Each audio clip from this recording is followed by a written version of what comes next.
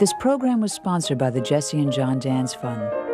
Since 1962, these lectures have been a forum for distinguished scholars of national and international reputation who have concerned themselves with the impact of science and philosophy on man's perception of a rational universe.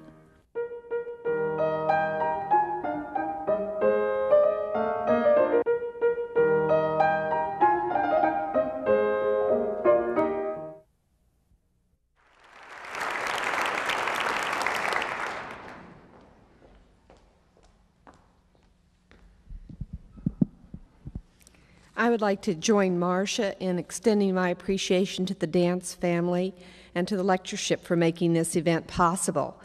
I would also like to recognize Janet Jones, whose excellent coordination makes everything run smoothly, and a particular commendation to Nancy Dozman of the School of Communications, who provided a lot of the detailed arrangements for this visit.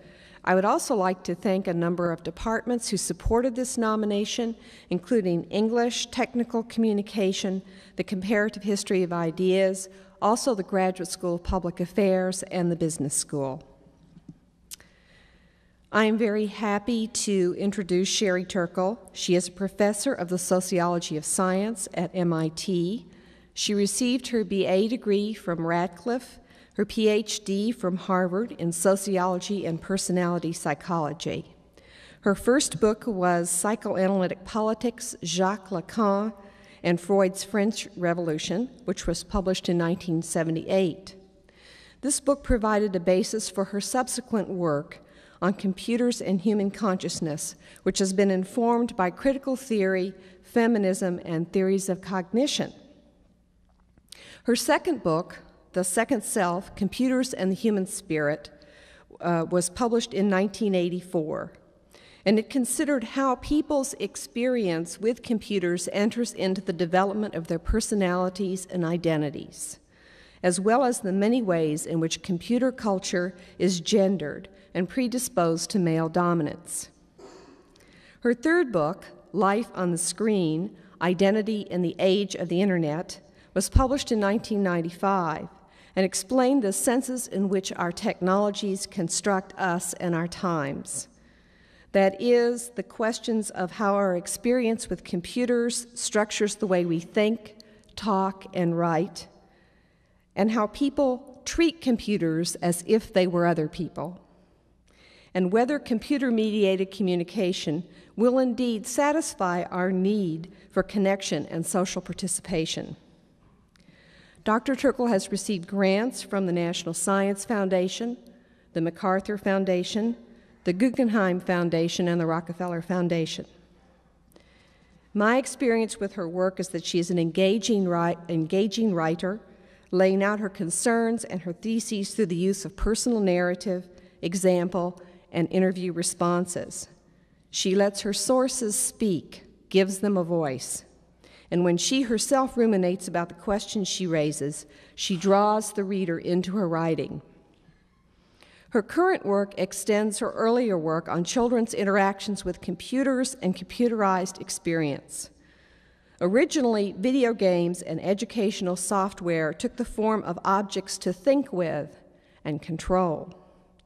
But now the emergence of digital devices that demand personal attention and support is a shift to objects of nurture. The question now becomes not what are children doing with this technology, but what is the technology doing to them? Dr. Turkle will consider the effects of children's interaction with Tamagotchis, Furbies, and other devices in her lecture, Relational Artifacts, From Virtual Pets to Digital Dolls.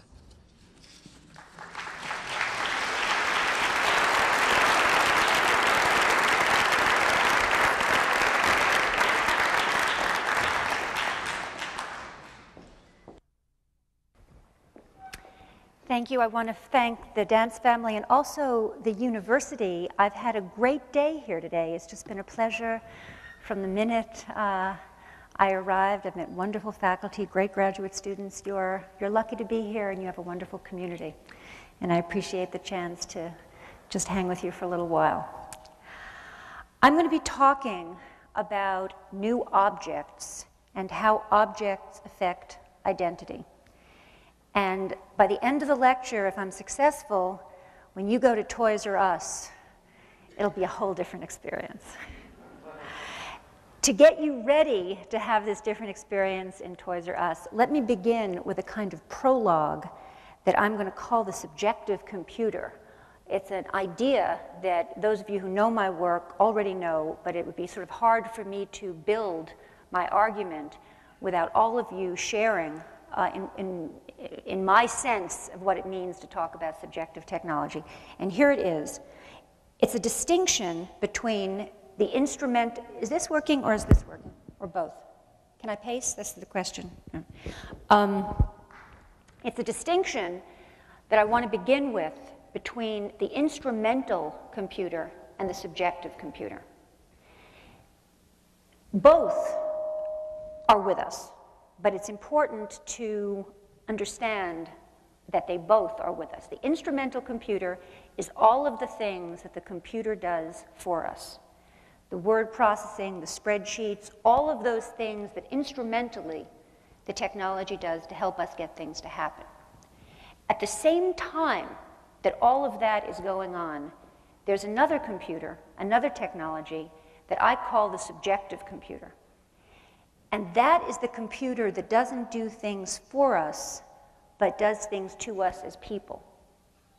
Not for us, but to us. Very much the distinction that Barbara was starting to make. The ways in which it affects the way our children grow up, the way we think about our identities, how we classify what's alive and what's not alive, how we think about words like intelligence or affective or cognition. I was commenting today with a group of graduate students that since there's been artificial intelligence, since we've come to associate intelligence with artifacts, we think about the word intelligence differently. I'm going to be reporting on field work that I'm doing now in a laboratory at MIT called affective computing. Well, I think in 10 years we may be thinking about the word affective differently if it becomes something that we associate with the computer culture. So all of those things are the province of the subjective computer. And I want to begin to make sure I kind of nail down this distinction. I want to begin with a few ways, a few examples of the subjective computer that illustrate different ways in which the computer can affect how people think about personal identity, since that's the piece of the subjective computer that I'm going to be focusing most on this evening.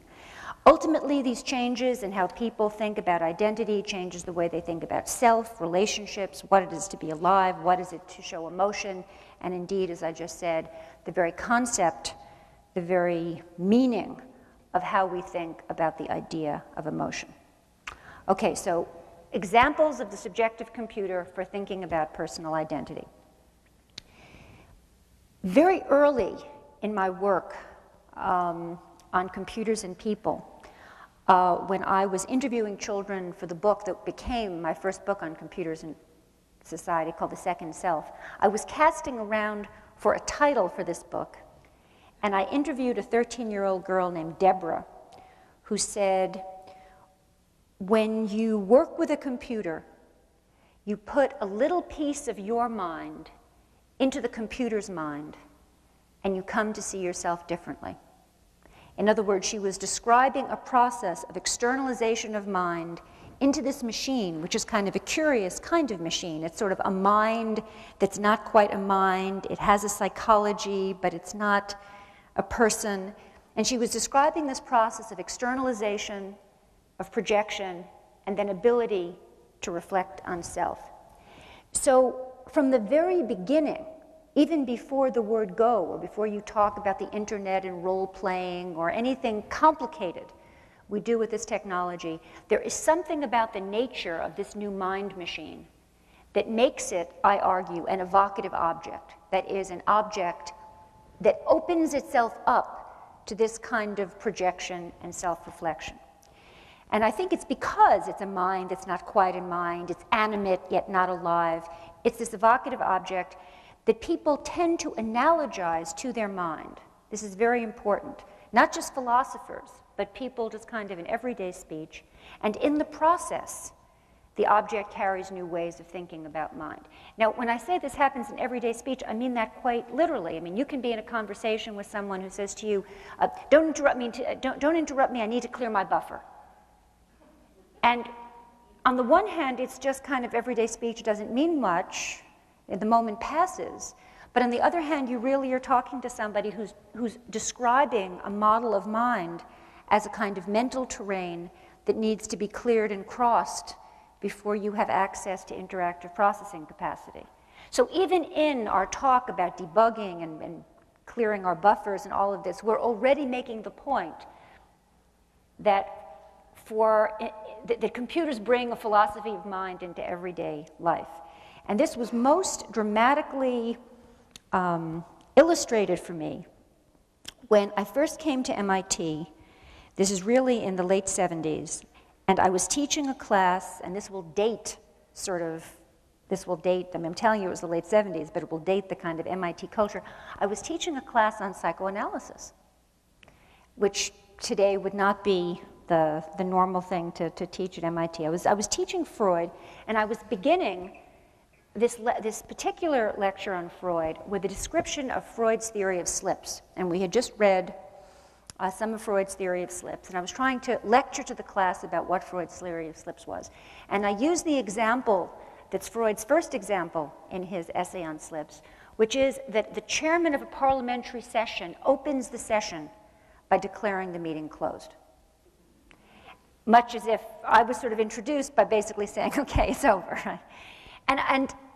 And Freud then, because he's Freud, he analyzes this slip in kind of Freudian terms. He talks about the chairman perhaps being anxious that his wife is ill and wanting to go home, a kind of anxiety about what happened at the session, all of these things that have to do with the meaning of the slip for Freud. And a student, a computer science undergraduate student, a woman in the back of the room, raises her hand, and she says, Professor Turkle, I don't think you need this whole story. In a Webster's dictionary, open and closed are as far away as O and C, C and O, that's pretty far. You're saying that in a Freudian dictionary, they're opposites, and so they're so far away that you need this whole paraphernalia of ambivalence and complicated stories to explain them. But in a computer dictionary, and I believe that my mind is a computer, in a computer dictionary, closed equals minus open. Closed and open are sort of the same, but represented by a symbol of opposition. So when you substitute closed for open, the minus sign has been dropped. A bit has been dropped. There has been a power surge. There is no problem. And it's never true to say that in this one experience my life was changed, or, but you can tell from my sort of intellectual biography that I came to MIT as a student of the sociology of psychoanalytic culture, and within a couple of months on the premises, I was studying the impact of computers and how people think about themselves. This incident, which I'm sharing with you, was actually crucial in my sense of what the subjective computer could mean, because in moving from that Freudian explanation to this one where a bit dropped, a power surge, no problem, you were moving from an explanation of a mind event based on meaning to one that was based on mechanism. And I wanted to track, again, an example of the subjective computer, I wanted to track and trace that shift from meaning to mechanism explanations in the culture. So that's my first example. And that's an example of what can happen with a kind of standalone computer. We're not even at the internet or connected machines. My second example works on standalone computers, and it works on internet linked computers. And it has to do with the computer and the metaphor of Windows, and what the metaphor of Windows means to people. Windows was originally, it's a technical innovation, and most of you have some kind of Windows on the systems that you're using at work and at home. What it lets you do is cycle through different applications on the computer, much as those original time-sharing computers let were able to cycle through different users, now you as a user are able to cycle through different applications on your computer. And the development of this Windows metaphor was a technical innovation. That's the instrumental computer part of Windows, what it does for us. Now, what does it do to us? What about the subjective side of Windows? I've found by interviewing people, and I should say, in case it's not clear, that my methods are participant observation, hanging out, ethnography, interviewing. In practice, Windows have become a potent metaphor for people to think about themselves as a multiple distributed kind of time-sharing system. The self with the Windows metaphor is no longer simply playing different roles in different settings, something that people would experience when, for example, if a woman wakes up as a lover, has breakfast as a mother, and drives to work as a lawyer. You could argue that she is cycling through different roles. The life practice of Windows as a metaphor is more. It's of a distributed self that exists sort of simultaneously in many worlds and plays many roles at the same time. And this has important implications for how people think about identity. Because if traditionally identity implied oneness, life on today's computer screen implies multiplicity, heterogeneity, and fragmentation. A simple story. When America Online opened for business, their business plan, their model, was that you buy an account and you get 5 usernames. And the original idea was that that would mean that a family would buy an account, and each member of the family, kind of typical, family of 5, everybody would have a name. And I see from those of you who are smiling and kind of, it didn't work that way. That's not what happened. People got an account, and they took 5 usernames. And it was completely banal for someone to be Armani boy in one setting, motorcycle man in another setting, JR in a different setting, to use their sort of some kind of more close to home handle in another setting. This was not multiple personality disorder. This was people using the system to cycle through different aspects of self. And obviously, in my work, I argue that in doing so, they developed a certain sort of fluidity and sense of humor and acquaintanceship with aspects of themselves and parts of themselves that they might otherwise have gone more undeveloped. So I think that this cycling through, both on the screen, analogizing self to screen and having this new, very powerful model for what it is to cycle through on Windows, and also doing it on the internet, I think these are both very important. People decide that they want to interact with people on a computer network, with other people.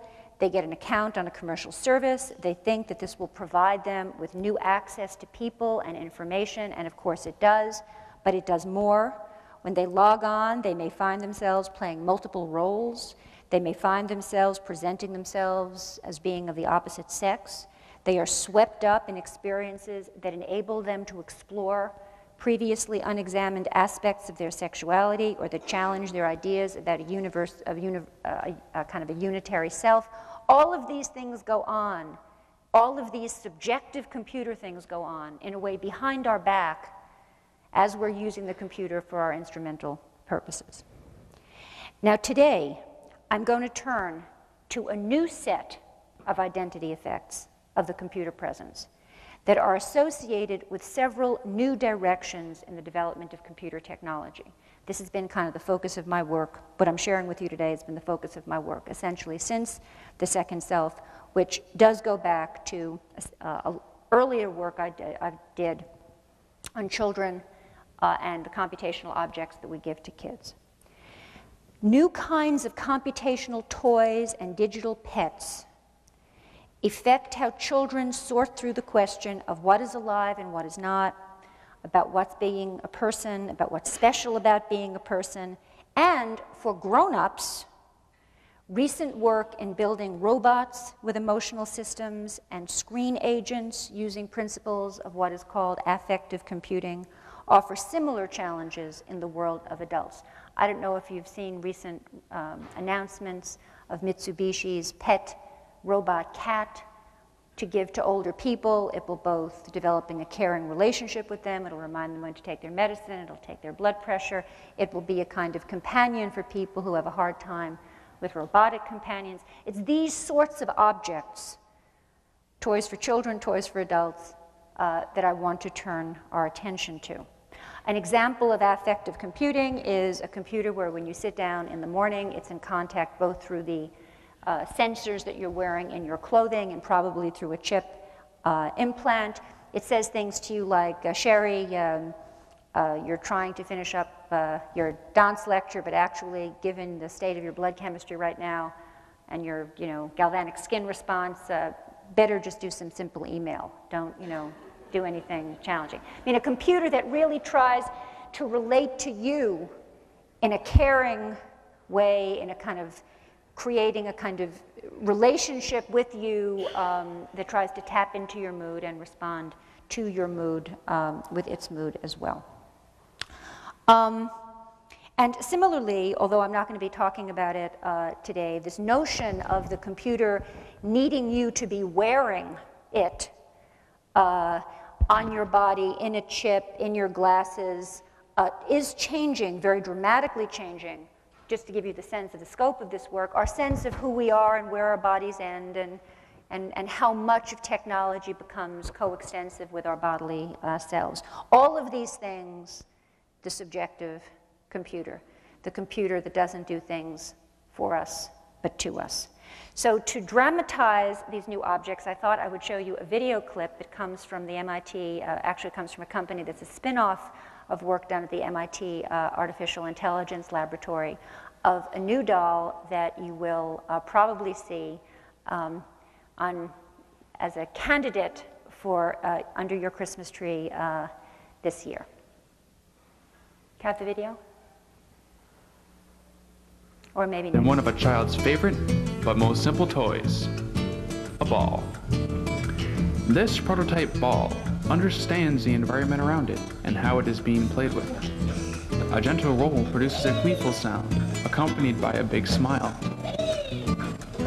Put it in the dark, and it will start crying. A sharp smack is, as always, painful. And don't leave it alone too long, because this ball demands attention. But sometimes even rolling, its favorite activity, won't make it happy. Like a human, this ball gets in moods. If it hasn't been treated nicely, it will get in a bad mood and won't enjoy play. Likewise, the ball can get wound up and it becomes difficult to calm down. The amazing thing about the ball is that all the intelligence embedded in its small shell runs on a cheap 4-bit processor and uses only a few sensors. It is the software that makes all this possible. This is Bit, our interactive baby doll. Like the ball in StoryMax, Bit has embedded intelligence, which allows for interactive play. He understands bouncing, sucking his thumb, tickling, hugging, patty cake, and much, much more. Like a real baby, Bit not only has his moods, but expresses them very well using his face and voice. Bit understands the difference between play, soothing activities, and things he doesn't like, which all contribute to his mood state. The more you play, the happier he gets. But if you keep playing it for too long, he will get tired and cranky. Keeping Bit happy is not always easy, but to solve all problems, just give him his favorite thing in the world, his bottle.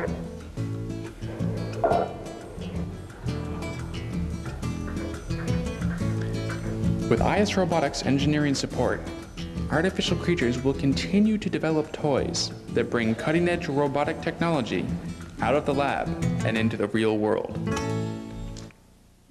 Okay, the next piece of this video is the inventors, two men talking about the doll. This robot baby doll might be the start of something big. So the doll is capable of sensing lots of different interactions. Before it gets too upset and really all it wants to do is nap and eat, we can demonstrate some of these things. Like he likes to play patty cake. He can. He's just singing a song that he sings when he plays patty cake, and he likes. You can see he's kind of like that. He also likes to bounce. But of course, bouncing the baby like I'm doing also is very tiring for the baby. So as long as I keep doing it, he'll be in a good mood. But if I stop like I did, he's going to very, very rapidly get upset.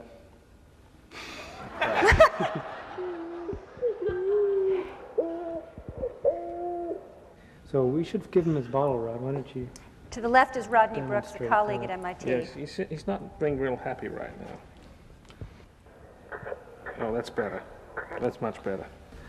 Well, we've instrumented the doll with a number of different sensors. Like inside the body, there's a ball in a cage, and we can sense where that ball is and where it's moving, and we can detect rhythms.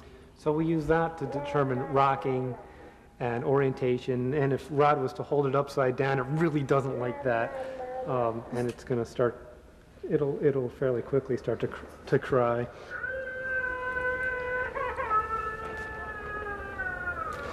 And so that puts in a really bad mood. We really did upset it by holding it upside down, because it's got these various drives that need to be satiated, and certain emotions that get excited by both good things and bad things. Give it a hug. And the hugging sort of lets it get a little happier. It's a very reassuring and comforting sort of thing. So you can see we've improved his mood measurably by giving it a little TLC here.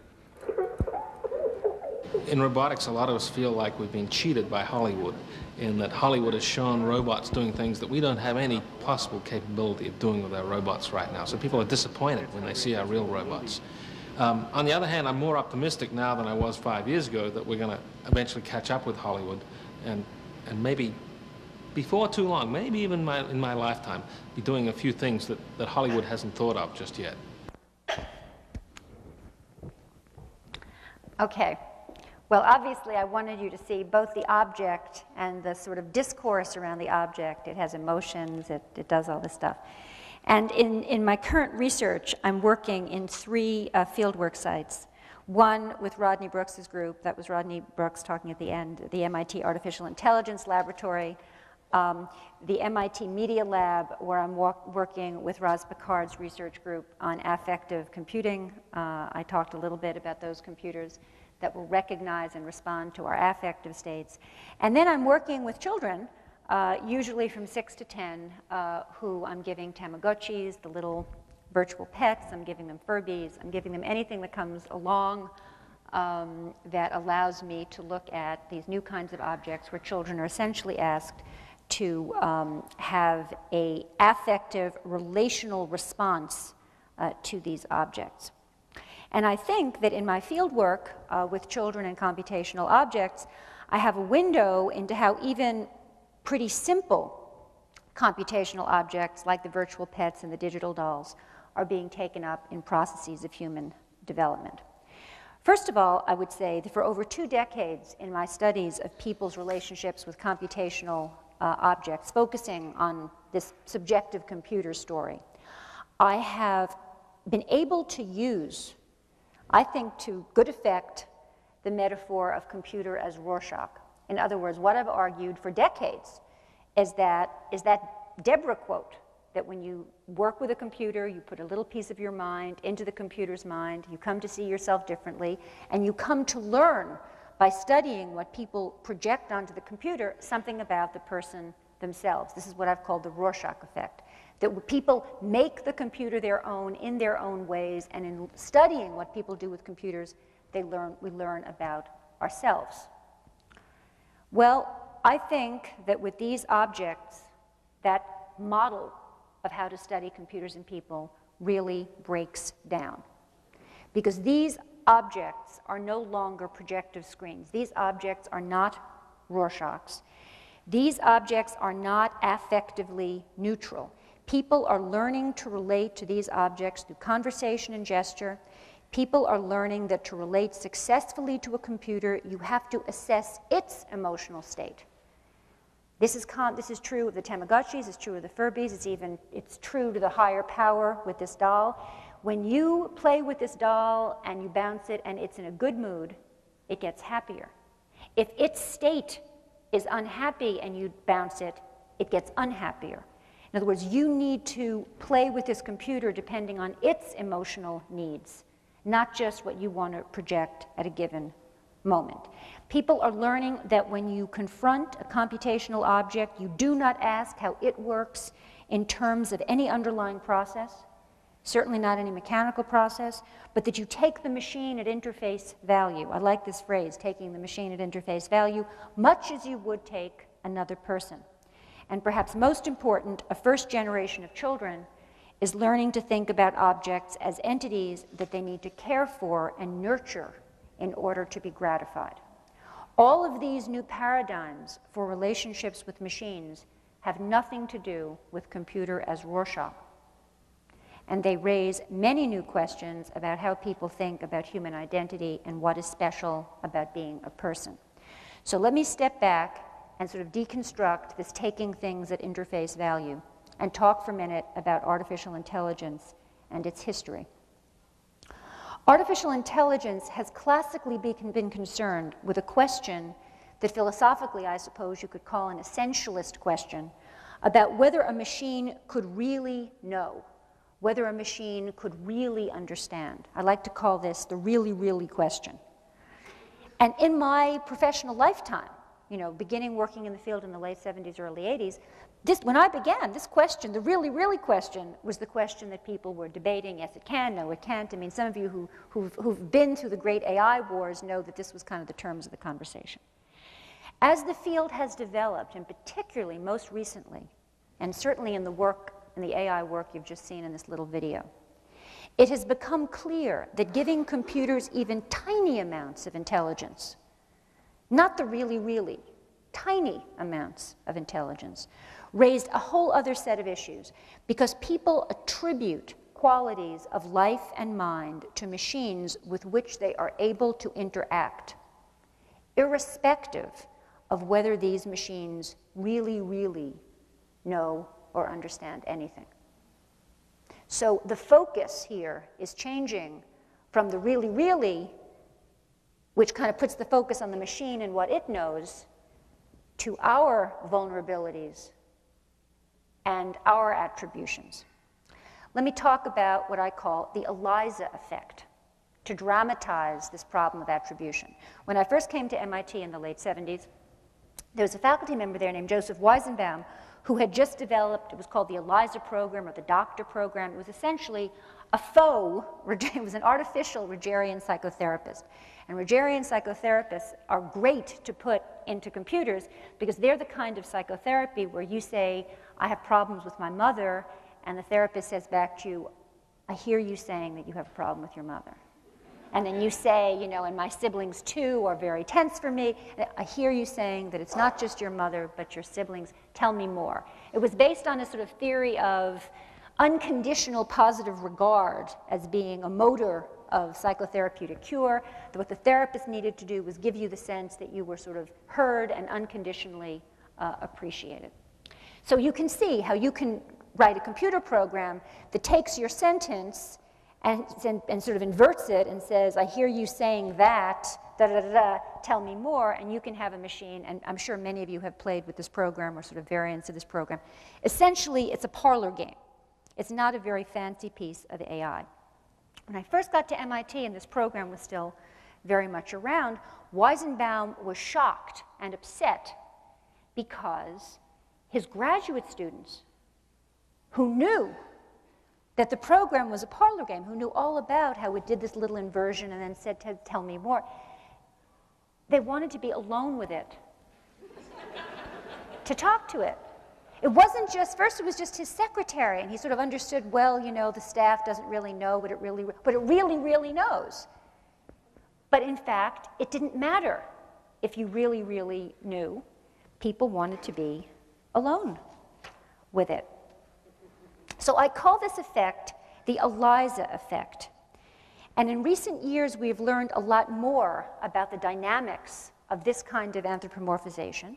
When people interact with machine intelligence, no matter how slight, they experience themselves as in a relationship. And then it seems to be a very small step for people to imagine themselves in relation with a machine that cares about them in some significant way.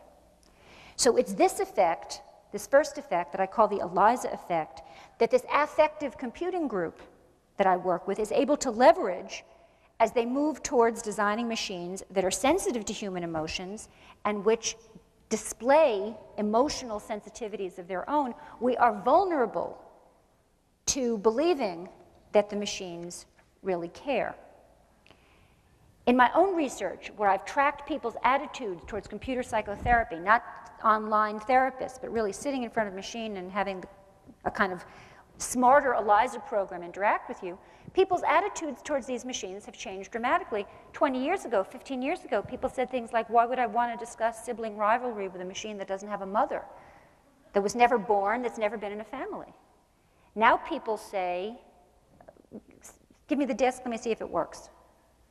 They're willing to take the machine at interface value, largely because, and this opens out, perhaps in questions we can handle some of these issues, it opens out to the issue of the larger culture, that people are no longer comparing the machines to a session with an individual psychotherapist, to a conversation with a person. They're comparing them to a pill or to a self-help book.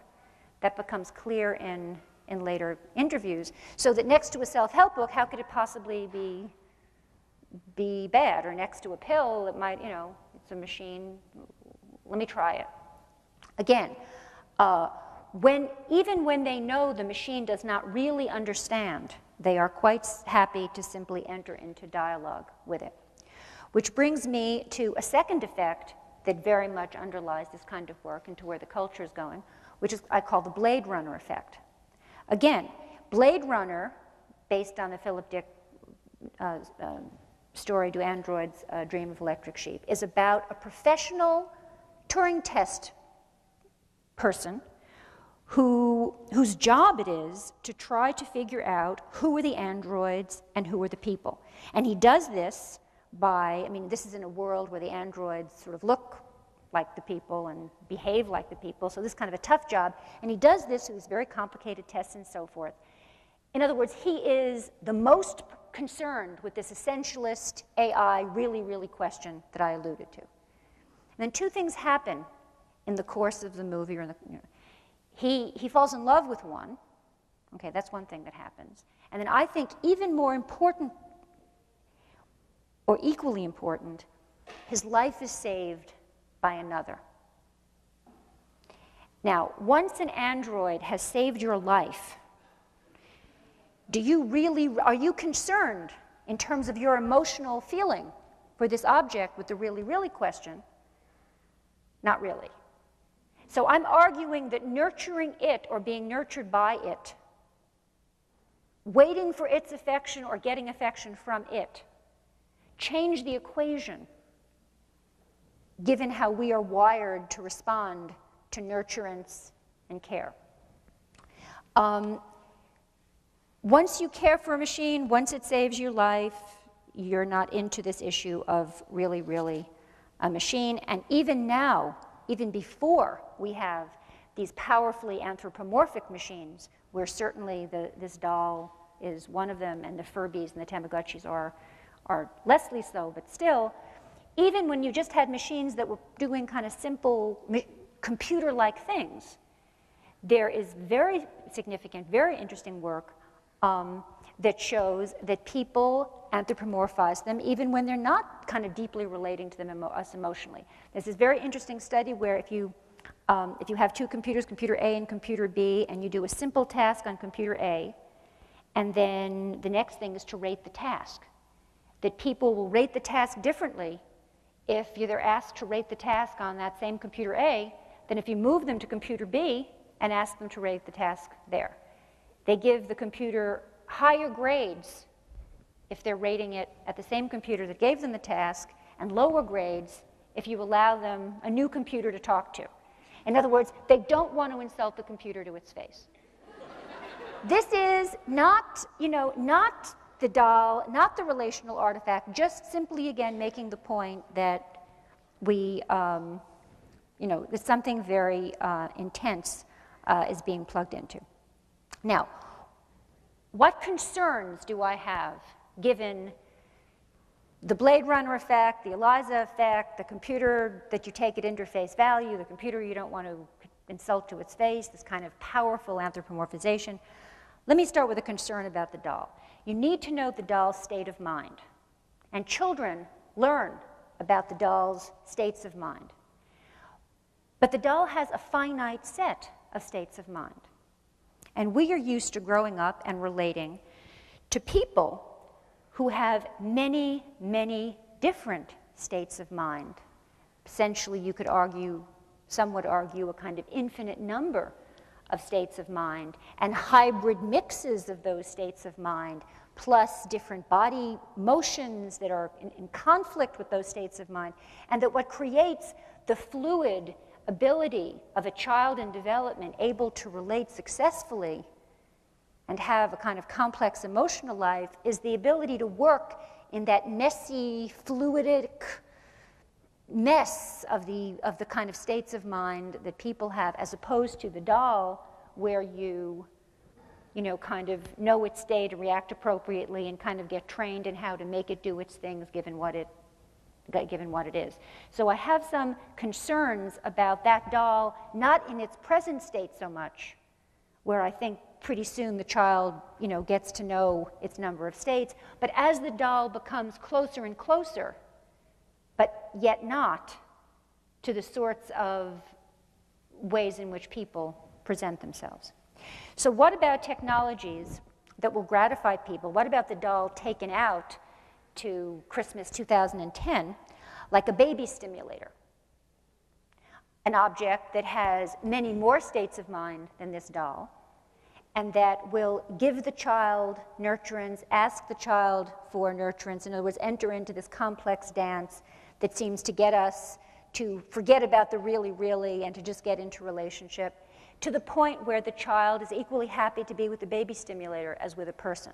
Indeed, the baby stimulator is calibrated with much research money and much effort to give exactly the right amount of giving and taking and stimulation and quietness and that the child prefers.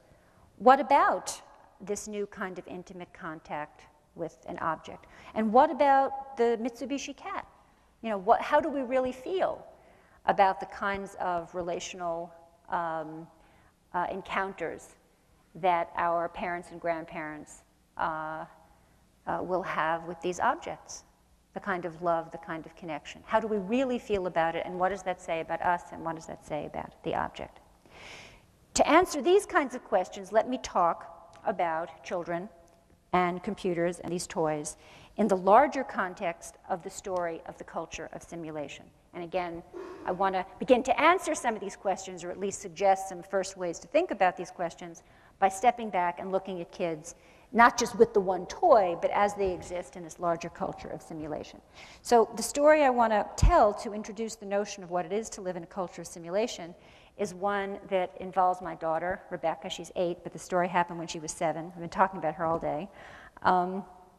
So I take her to Italy when she's 7. And the water is blue, the sea is clear. It's like a simulation of Italy, the whole scene. It's like Italy cubed, this whole scene.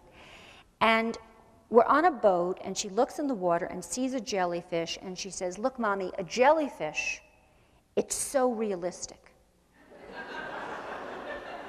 And I like to pair this vignette, this story, which was cute, it was cute.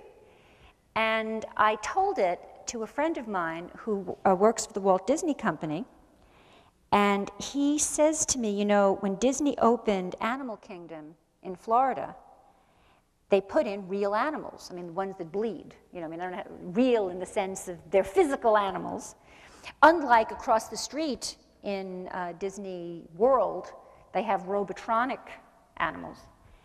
And the surveys of the adult visitors to Animal Kingdom showed disappointment that the animals were not realistic enough. What did people mean that the animals were not realistic enough? It meant that if you're a robotronic crocodile in Disney World, you do crocodile-y things, kind of essence of crocodile things. You're rolling your eyes, you're flopping around, your mouth is opening and closing. You're like in crocodile perky mode, The real crocodiles in Animal Kingdom basically had the attitude, you brought me here, I'm here, that's enough. They didn't do much, and similarly, I think that like the Rebecca and the realistic jellyfish story, the Disney story raises the issue about the gold standard here. What is the gold standard here when we talk about realistic? And children, in interviews that I do, talk about their robot toys and say things like, they're sort of alive, it's all just yucky computer cytoplasm, as in Play-Doh-plasm, cytoplasm. In other words, even in children's discourse and the made-up words that they come up with, I think you see a blurring of the line between the machine and the biological. So looking at this historically brings us back to Piaget, who studied children and their objects in the world of traditional objects, that is the world of objects before there were any computer toys. And he discovered that they homed in on a definition of life which centered around what moved of its own accord. So if a thing moved from A to B without an outside push or pull, children coded this as alive, which of course leads to a lot of misidentifications because the clouds moved from A to B without an obvious push or pull. And until children kind of understood that it was the wind, et cetera, the clouds were alive until you could figure out what the force on the clouds were. So the whole process of children learning to sort through what was alive and what was not alive, essentially on the basis of physics, is a very important part of the traditional story of children and what's alive. But from the very first generation of children who met computers and electronic toys and games, these are the children of the late 70s, early 80s, which I studied. I was very privileged to be able to study this kind of virgin generation who were meeting these objects for the first time. I found a disruption in this classical story when it came to children sorting through what was alive and what was not alive if it was a computational object. And essentially, the result I got was that whether or not children thought the computers were alive, they were sure that how the toys moved was not going to help them solve this problem. They didn't talk about the toy's motion to sort through the question of the toy's life status. They talked about its psychology, its emotion. There was a movement from motion to emotion, from physics to psychology, to think about the question of life in the context of computer toys. Did the toys know? Did they have intentions, consciousness, feelings? Did they cheat? Did they know they were cheating? Is knowing part of cheating? These were the sorts of things on children's mind when they considered the question of whether the toys were alive.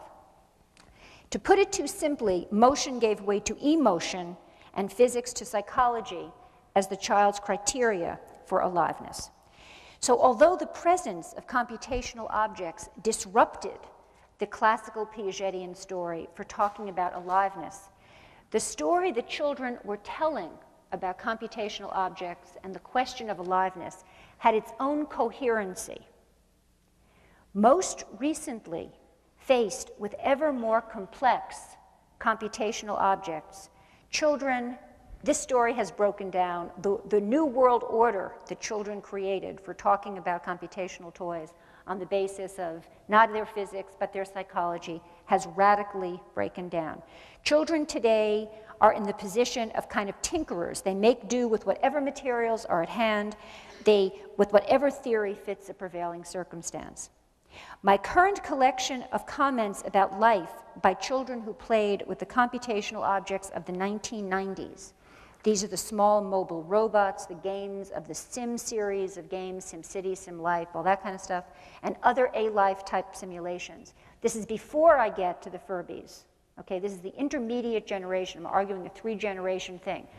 Well, first, the pre-generation traditional, the first generation of toys and games, Merlin, Simon, Speak and Spell, all of that, and now the ones I'm describing here, which are the Sim toys, and then I'm going to be talking about the Furbies later. I mean, it's kind of a progression.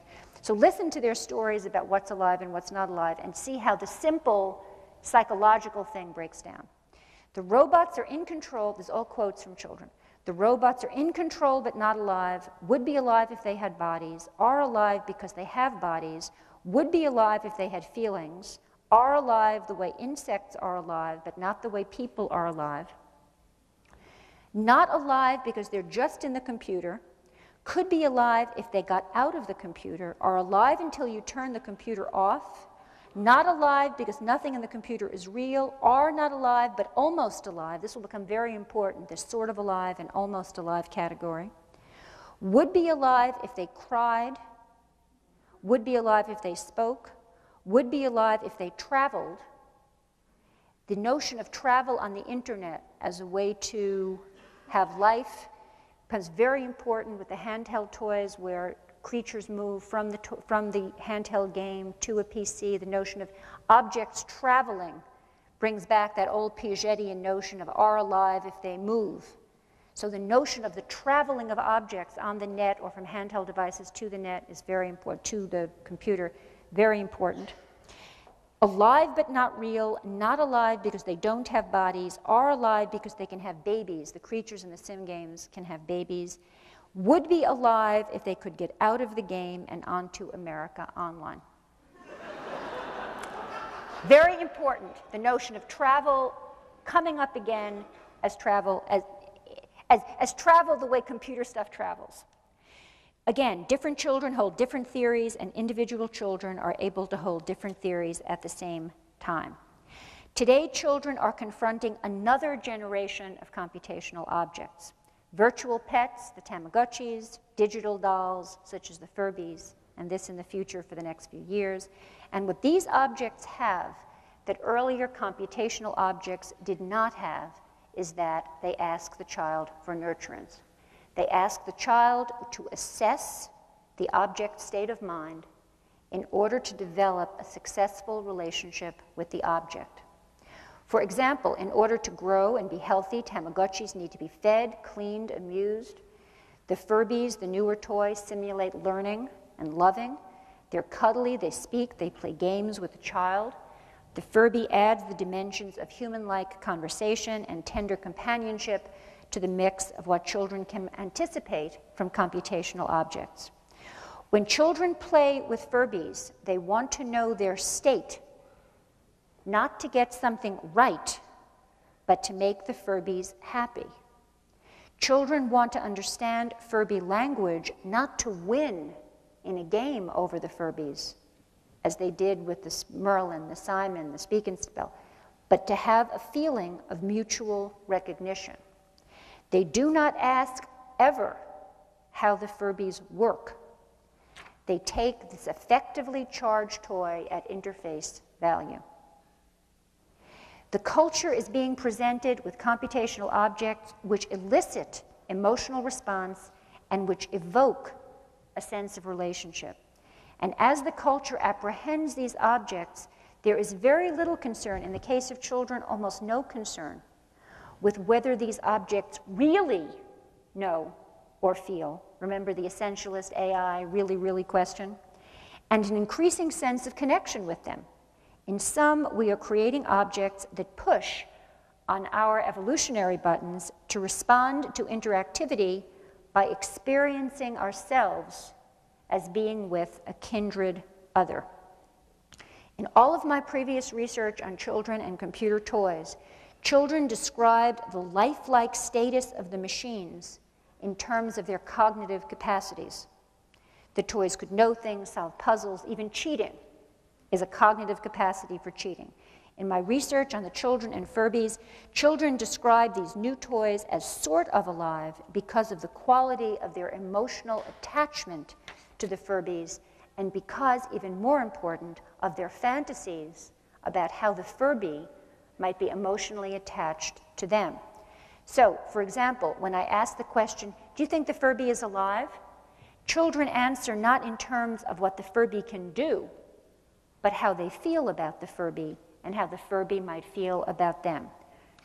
Some quotes from children. Ron, 6. Well, the Furby is alive for a Furby, and you know something this smart should have arms. It might want to pick up something or hug me. Catherine, 5. Is it alive? Well, I love it. It's more alive than a Tamagotchi because it sleeps with me. It likes to sleep with me. Jen, 9. Is it alive? I really like to take care of it, so I guess it's alive, but it doesn't need to really eat. So it's as alive as you can be if you don't eat. This is very important, the question of aliveness being a not a unitary concept, sort of alive, a little alive. A Furby is like an owl. This is still Jen. And this is a 9-year-old. This is not a baby. This is a 9-year-old, and a smart 9-year-old. A Furby is like an owl, but it's more alive than an owl, more alive than an owl, because it knows more and you can talk to it. But it needs batteries, so it's not an animal. It's not like an animal kind of alive. The above quote isolates the emotional and value-laden aspect of the state of the computer culture today. What does it mean to have a generation growing up with a notion of an animal kind of alive and a Furby kind of alive? What does it mean to have expectations of emotional attachments to computers, not in the way, for the person who's going to ask me about stereos and cars, not in the way that we have expectations of emotional attachments to stereos and cars, but in the way we have expectations about our emotional attachments to people.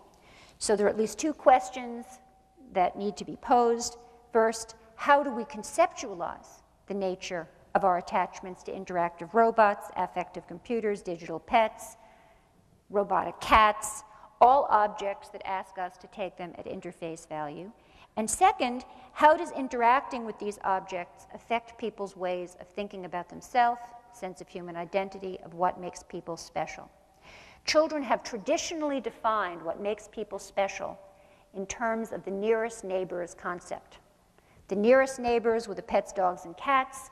People were special because they had intellect. In a way, there was a kind of Aristotelian man is a rational animal definition of what made people special that worked even for the youngest children, when the nearest neighbor were the pets and the people were special because they had intellect. But when in the 1980s it seemed to be the computers who were the nearest neighbors, people were special not because they were rational animals, but because they were emotional machines. There was a kind of romantic reaction in the culture, an increased emphasis on people's uniqueness because of our emotions. So in 1983, a 10-year-old told me, when there are the robots that are as smart as the people will still run the restaurants, cook the food, have the families. I guess they'll still be the only ones who will go to church. And now, in a world where machines present themselves as emotional, what's going to be left for us? Thank you.